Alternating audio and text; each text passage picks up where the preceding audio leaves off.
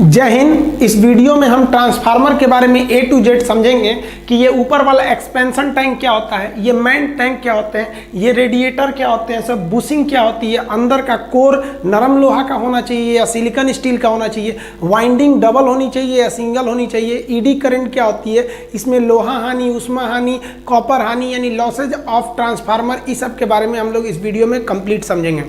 Transformer के ये main parts होते हैं, आप इनको समझ गए तो कोई भी क्वेश्चन आप सॉल्व कर सकते हैं। सबसे पहले बात करते हैं मेन टैंक की। मेन टैंक जो होता है एक खाली होता है, एक पूरा ऊपर से इसमें खाली होता है, इसी के अंदर ट्रांसफार्मर के हर एक पार्ट पुर्जा को रखे गए रहते हैं। इस टैंक में मेनली तीन चीजें होती हैं, एक होता है कोर और उसके बाहर की गई रहती है वाइंडिंग और उसमें भरा होता है नेफ्था ऑयल यानी तेल। अब इसके बारे में हम समझते हैं। सबसे पहले हम समझते हैं ट्रांसफार्मर का कोर क्या होता है। देखिए जो कोर होता है, कोर का मतलब मध्य भाग एकदम बीच का, ये कोर जो होता है वो नर्म लोहा का अमूमन बनाया जाता है और ये कोर होता है उसको मोटा किया जाता है, लेकिन एक ही लोहा लेकर मोटा नहीं करते हैं। जैसे यहाँ देखेंगे तो ये जिस पर मेरा मार्कर चल रहा है यही है आपका कोर, लेकिन एक खड़ा लोहा नहीं लेते हैं, इतना बड़ा खड़ा लोहा लेंगे तो दिक्कत हो जाएगा। उस कोर को मोटा करने के लिए पतला पतला पत्ती लिया जाता होगा। बचपन में आप ट्रांसफार्मर को खोल के इससे बहुत खेले होंगे, आप देखे होंगे ऐसे पत्तियों को लिया जाता है। ऐसा क्यों किया जाता है? तो इसके लिए इसमें ईडी करंट ना उत्पन्न हो, इस तरह की कई चीजें इसमें मायने रखती है, वो अभी हम बताएंगे आपको लॉसेज ऑफ ट्रांसफार्मर में।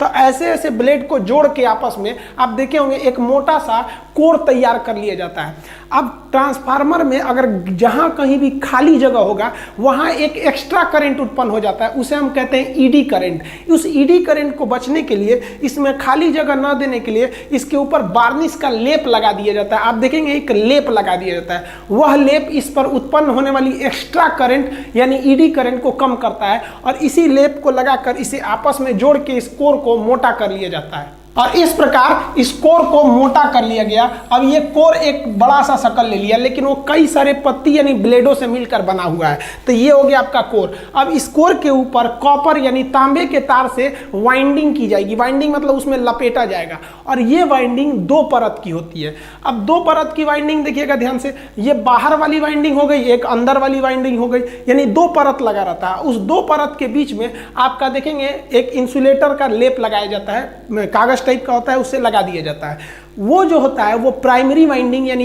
एक परत को सेकेंडरी वाइंडिंग यानी दूसरी परत के वाइंडिंग से अलग करता है। तो कहेगा क्या दोनों वाइंडिंग आपस में ज्वाइंट होते हैं? नहीं, वाइंडिंग कहां किया जाता है? तो कोर के ऊपर किया जाता है। कोर किसका बना होता है? तो नर्म लोहा का। क्या एक ही टुकड़ा होता है? नहीं, छोटे छोटे ब्लेडों से बनाया जाता है। हालांकि नर्म लोहा से ज्यादा अच्छा होता है सिलिकॉन स्टील, ये अभी हम बताएंगे जब आपको हिस्टैरिसीस लॉस बढ़ाएंगे, जब लॉसेस ऑफ ट्रांसफार्मर में तब। अब इस कोर के ऊपर ये जो वाइंडिंग लपेटी गई है इसको उठा के इस टैंक में भर दिया जाता है। अब इस टैंक में भरेंगे और ट्रांसफार्मर को चालू करेंगे और ट्रांसफार्मर जब फुल लोड पे होगा तो इसे पूरा गर्म हो जाएगा। और इसमें देखिए खाली जगह से तो हमको बचना है, खाली जगह से बचने के लिए हम इस पे वार्निश लगाए थे और आप इसको उठाकर इस पूरे कोर के ऊपर वाइंडिंग है उसको पूरा उठा के इस टैंक में डालेंगे तो खाली जगह तो बहुत हो जाएगा और खाली जगह छोड़ना नहीं है, वरना ईडी करंट हो जाएगा और ईडी करंट खुद ओरिजिनल करंट का विरोध करती है। तो ईडी करंट को हटाना है तो जगह को खाली नहीं छोड़ना है, जगह खाली ना छूट जाए, इसलिए जो मेन टैंक होता है इसमें तेल भर दिया जाता है। ये बहुत ही गाढ़ा मिनरल ऑयल होता है जिसे हम नेफ्था तेल कहते हैं। ये तेल मेन टैंक में भरा जाता है इसलिए ताकि इसमें खाली जगह ना बच जाए। जो कोर था उसके बगल में जो वाइंडिंग की गई थी उसके बीच में खाली जगह नहीं भरना चाहिए। ये जो तेल होता है ये डायरेक्ट आप मेन टैंक में नहीं भर सकते हैं। अब देखिए जब ट्रांसफार्मर ज़्यादा हीट होने लगता है ना तो इसमें हम लोग डबल टैंक का यूज़ करते हैं। देखिए ये जो हो गया ये तो मेन टैंक हो गया, इस मेन टैंक के ऊपर एक छोटा सा टैंक लगाया जाता है। ये दोनों टैंक आपस में जुड़े रहते हैं। इस छोटे से टैंक को कंजर्वेटर टैंक या एक्सपेंशन टैंक कहते हैं। यह बहुत ही जरूरी है ट्रांसफार्मर में, ये नहीं रहेगा तो ट्रांसफार्मर ब्लास्ट कर जाएगा। क्यों? कि जब ट्रांसफार्मर बहुत ज़्यादा देर तक चलता है या फिर ओवरलोड हो जाता है तो इसके अंदर हीट उत्पन्न होता लगता है, उष्मा, और इस वजह से ये तेल खौलने लगता है। अब आप बताइए दूध खौलेगा तो ऊपर उठेगा कि नहीं?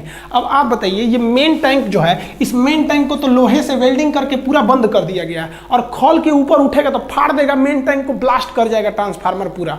तो ट्रांसफार्मर ब्लास्ट ना करे इसलिए इसमें एक छोटा सा ऊपर और टैंक जोड़ दिया जाता है और उसे मेन टैंक से सप्लाई जोड़ दी जाती है। और इस जो ऊपर वाला जो एक्सपेंशन टैंक है, इस टैंक को हमेशा आधा भरा जाता है,